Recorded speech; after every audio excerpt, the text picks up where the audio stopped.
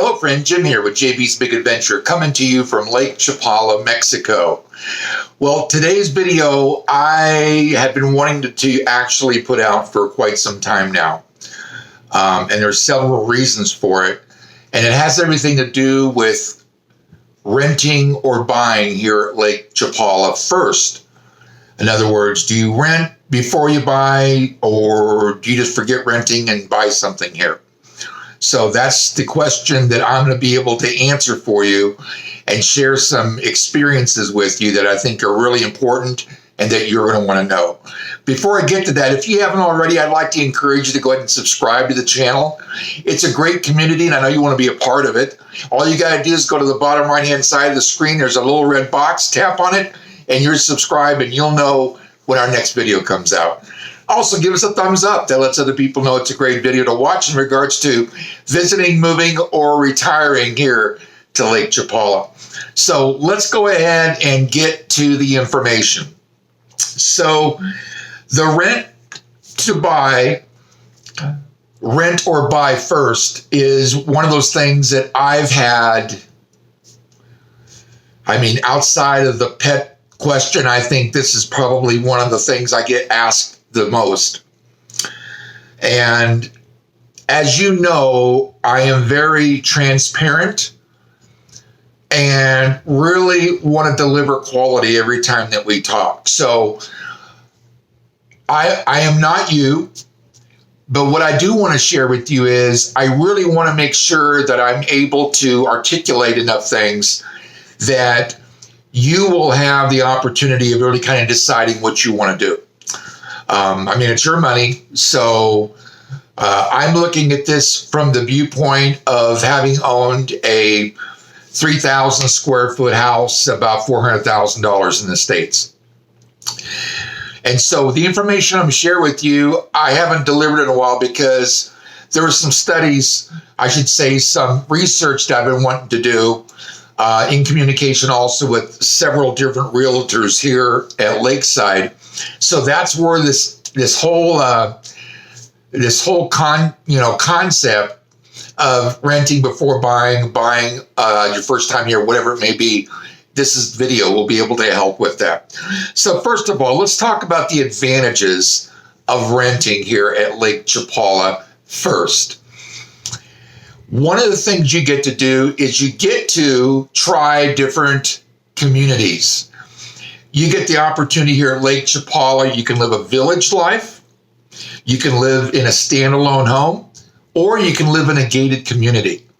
That would be up to you, but those are the three main choices of where you're wanting to live here that you have.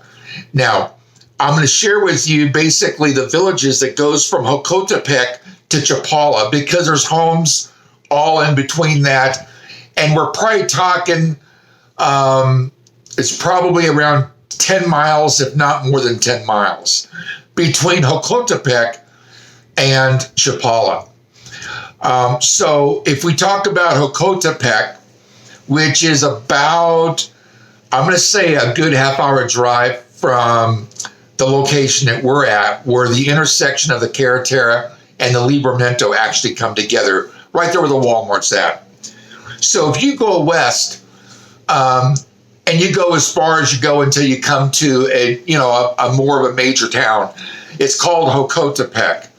So there's the opportunity of renting in Hocotepec. It's it's old style Mexican living. I mean, this is where a lot of locals live, that and Chapala. So it's a spectrum at both ends, Hocotepec to Chapala.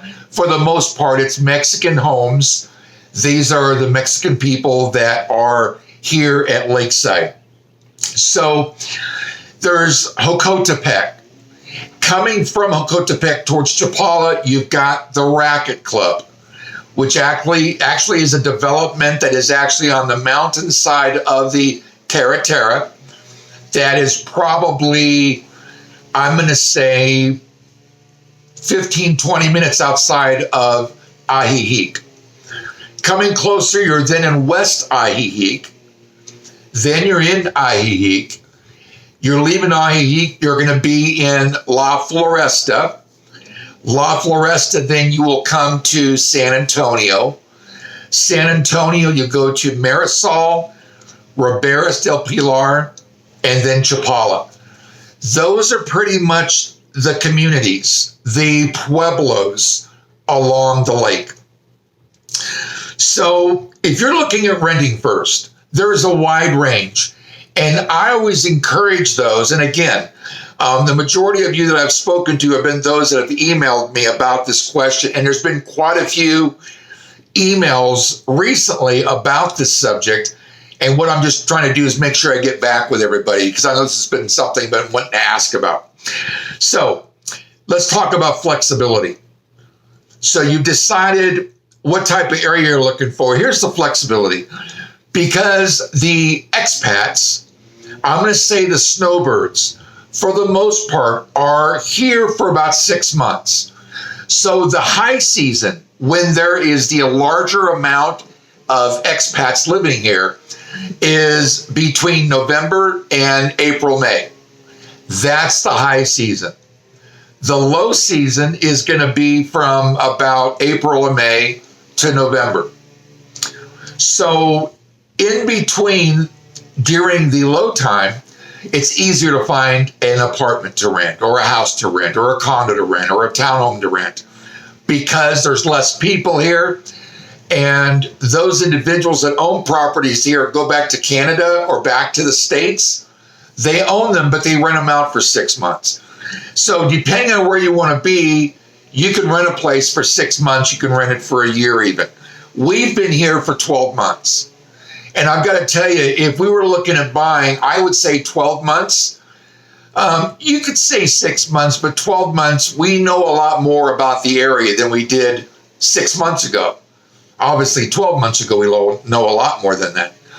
So some of the things here that play into that is, when you come here, because of the strength of the US dollar, you could actually find yourself living in a nicer neighborhood, living in a nicer home than you would be able to afford in the States. I'm going to give you an example.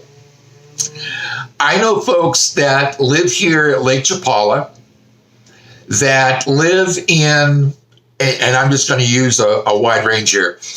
I've got friends that live in homes that are probably worth $2 million US to $1 million US any day. That's how nice they are. Whether they're down by the lake, whether they're on the mountainside and up higher with a nice view. I even know some folks that live in even between the 1 million and 2 million mark. And what's interesting is they are paying anywhere from about $1,400 a month to about $3,000 a month. Now, I've been talking to folks recently that live in the States, and they're telling me that their budget really is between $800 to $1,000. But I know there's those of you that might say, well, $1,500 would be your budget. So I want you to know that when you come here, you could actually rent a place and plant yourself in a really nice neighborhood, in a nice home, nicer than you probably would be looking at buying maybe, and be able to live there those months that you're here, whether it's 6 months, where it's 12 months that you're renting, to really get a feel of the lake, of Lake Chapala. Some of the things it does, it gives you the ability to be able to rent in different parts of the lake. You might want to try being out at the Racket Club. Then you want to try Ajijic, then La Floresta, and then Chula Vista, or then, there's San Antonio. You would know by then where to be. So when you're looking at renting a place, it gives you the ability of time to be able to really find out where you're wanting to live. Now, the other thing that's great about renting is you don't have to come up with $30,000, $40,000, $50,000 to buy a house right away. You can live in a nice place and be able to really get an idea of the area. So renting doesn't cost much because all you're paying is your first and last month, and then also your deposit. Normally, the deposit is the amount of the monthly rent. Here's another nice thing about renting. When something breaks, when something falls, anything, plumbing, electricity, whatever it may be, you're not paying for repairs. The landlord is paying for repairs. So something breaks, they're the ones calling the help for those different things. So that's another plus about renting. Now, I know that some people would say, well, when you rent, you're throwing your money away. Well, here's the question I have for you then. What if you were to rent a place here? What if you were to buy a place here, sight unseen, get here and realize it's not in the community that you want to be in? It's not built the way you want it to be built. There's some things that you're going to want to know about. And that's why I'm saying I think being here for 6 months and renting first is really a great idea. So owning a home gives you equity. But if you're buying a house and you're looking at maybe, remodeling it or giving it some more, updating it or putting in things that you want to have in it, and you decide to sell, that's another thing. That you want to know that your house is in a place where you're not going to have an issue with, the ground or part of the hill that you're on is slipping away, or there's a lot of debris that comes down from the rains that can come by your house. There's a lot of things that are factors that are really important to take into play. So I realize the equity part, but I'm talking about you coming and being here to really check the place out. So if you're looking to buy and you want to decide where you want to live and buy a house, but I know there's probably some of you that want to live in a house for a year or two and then sell it. It's going to be important for you to know about the different areas. What if you bought a house and, as I said, you didn't like the area? You found out it was too noisy for you. You're a ways away from everything. You didn't like the neighborhood or the neighbors. The neighborhood has hidden concerns. It might be water. It might be the electricity goes out all the time. There's things that you're going to want to know. The area has water issues in regards to having water piped in. I know that Chapala was dealing with a broken pipe and they were doing some repairs on it, so they were out of water. I know another part in town recently that the electricity went out and they didn't have any electricity for a day or two. Those are important things for you to know about if you're buying a house. You move in somewhere and the internet speed isn't any good. That can be a real frustration. In fact, that's one of the frustrations I hear most, I think, from folks that live here that might be renting, because what they're finding is they were told that there would be free internet, but that free internet could be dial-up. It can be old internet that isn't the speed that you're looking for. That's another important thing to know about. But if you buy a house before you rent, you're going to be stuck with whatever situation that is in that area that you're in. So, some things to really keep in mind. Homes here are built using concrete, stone, brick, iron, and rebar. But there are no building codes. So here's another thing. You invest $300,000, $400,000 US into a house, and then find out that there's some things that weren't built correctly because of what you would expect or what we would expect in the States or in Canada. So you would want to know what the levels of quality of the construction really is. On top of that, if you're wanting to do any kind of upgrading, or if you're wanting to do any kind of remodeling, if you're looking at, you'll need laborers, you're going to need help, you're going to need workers. Here's something that's interesting. You want to make sure you get something signed and you know about the materials that you're going to be getting, because here's why. If you don't speak Spanish. You'll need a translator. The pace of the work here, when work is being done, literally is probably not going to be done at the pace that you would expect it to be. Because when it comes to Mexico, you've got to really have patience, because the distribution of materials, due to cultural standards, family-based events, can cause interruptions in the construction schedule. So there could be something celebrated here in Mexico, and you're expecting something to be done before that, but it ends up being that somebody got sick, or the family's doing something, or they're leaving town to get away for a little while, but here's part of your house that you're remodeling, whatever's being done, and because of just the cultural changes here and some of the lifestyle and the way it's living, you end up finding out that the house isn't going to be built and done the way that you want to have it done, or in the time frame. That brings me to something else.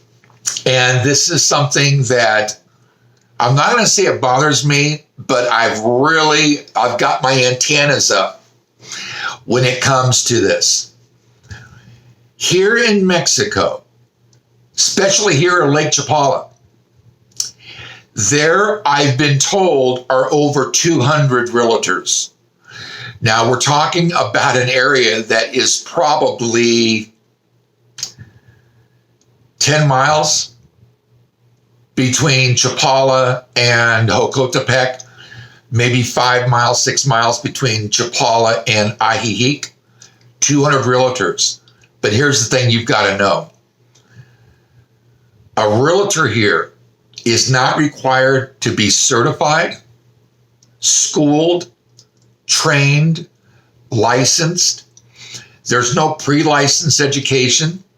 There's no license to even have to pass a course to get. Here's what you need here in Mexico to be a realtor, to be able to sell houses. A business card. That's right. You could come here from the States, move here, get a business card made, and you can be a realtor. Now, what if you were looking at buying a house and the person that's doing some hunting and things here for you is not licensed, is not certified, maybe not even part of the MLS, and you're looking at buying a house from them? Now, here's the other thing. What kind of quality information are you going to be getting? Does that individual, do they have experience? Do they, this is something, and I'm going to give Raul a plug here. Raul Gonzalez, who I really looked into looking for a good realtor here in town. He's one I found, and we've done, properties together, and I've videotaped them and got them on for houses that he has that he's selling. Here's a guy for 18 years that's been a realtor here at Lakeside. For the first 5 years that he was involved in real estate, he was the #1 agent here at Lake Chapala. He knows this area like the back of his hand. If there's anybody that I'm talking to that's part of the channel that's actually looking at coming and visiting here, I really want to introduce the two of them to Raul. And here's why it's important to have a good realtor. They know the kind of construction that's in the different areas. Construction here is not 2x4s. It's concrete. It's cement. Cement's expensive. So they water it down. They don't use the same amount of cement because they're saving money. Do you want to find out you're buying a house that is not built correctly?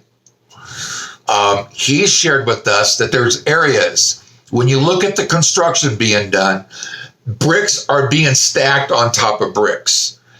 There's construction here at Lake Chapala that bricks are actually set on top of each other on their side. Well, that obviously means that the wall's not as thick. There's a lot of things. The things I appreciate about Roll is he knows if you say Marisol, if you say I'm looking at Chula Vista, I'm looking at this community or whatever it may be, he knows what the water issues are, electricity. He knows about the different construction qualities there are in this whole Lake Chapala area after 18 years of being here. So what I'm doing is I'm looking after your best interest. Now it's your money. So if you're really looking at renting or buying, but you say, well, I'm going to buy first, that's what you have to work with. You've got, what kind of construction is it? The realtor that you're going to be using, what kind of experience do they have? Do they just have a business card? And I want you to know, and I'll share this with you.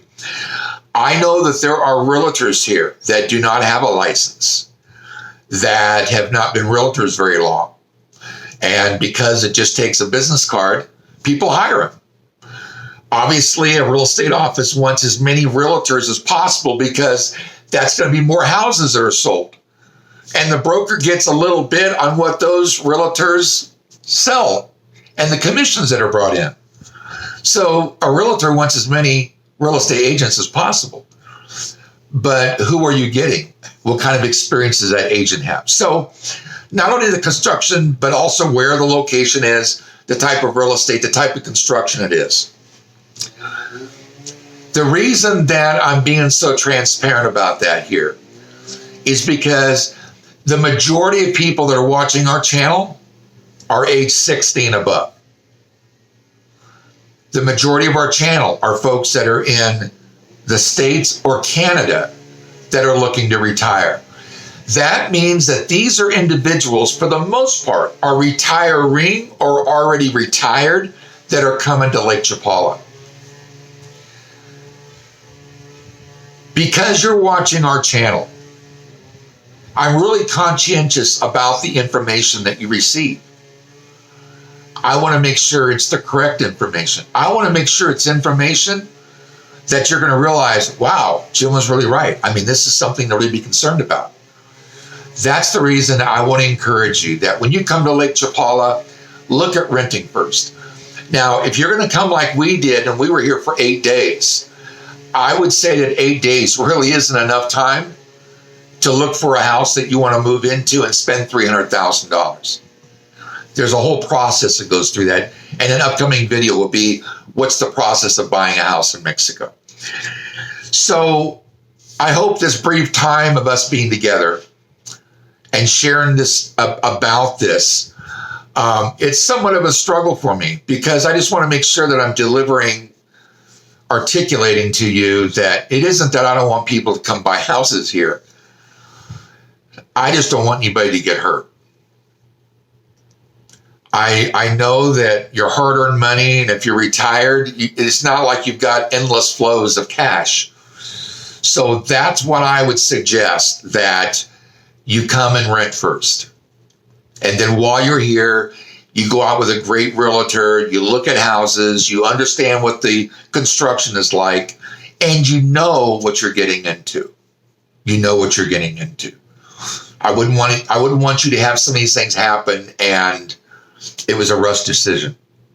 So I care. I care about your well-being. I care about your life of being here. I mean, obviously, I've met a few subscribers that come to town, but for the most part, I don't know folks outside of that. But I'd like to think that I'm somewhat of an advocate for you when it comes to that. Now, when's the best time to buy a house? I would say the best time to buy a house here is in the low season, because that's the season when there's not as many people here. That's the season why there might be more availability here. This video is being recorded in the month of May of 2022. So those are some things for you to think about. And I really hope that that's been helpful. Comment, ask questions. You can email us. Our email is in every one of the videos in the description, but I'll give it to you. It is JB's Big Adventure, JBS Big Adventure And then the numbers, there's 3 numbers. 521. We moved here May of 2021. So JB's Big Adventure 521 at gmail.com. Feel free to, give questions in the section. I'll be more than happy to get back with you as quick as I can with answers. So with that, I just want to say thank you for being. I realize that this video is a little bit longer than normal, but I've got a lot of notes that I made, and I really want to make sure I came through really clear of why I was sharing with you what I was sharing with you. But if you haven't already, and you like this information, I'd like to encourage you to subscribe to the channel.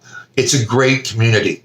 I know that you want to be a part of it because what you're getting here is quality, value content, information that helps you make an educated decision of you in your retiring years. So if you haven't, there's a small red box in the bottom right-hand side of the screen. Tap on that and you'll be subscribed and you'll know when our next video comes out. Also, reach out, say hi, have a question, a video that you'd like, the idea that you'd like to see. Leave that in a comment. Give us a thumbs up that lets other people know it's a great video to watch. And also make sure you hit the bell because you'll be immediately notified when our next video comes out. So with that, I hope you really enjoyed this. I hope some information for you that really for you to, kind of chew on for a while. And if you have questions, again, feel free to reach out. So thank you so much for being a part of this community. Thank you for being a part of this video. Have an awesome day. We'll see you on the next video.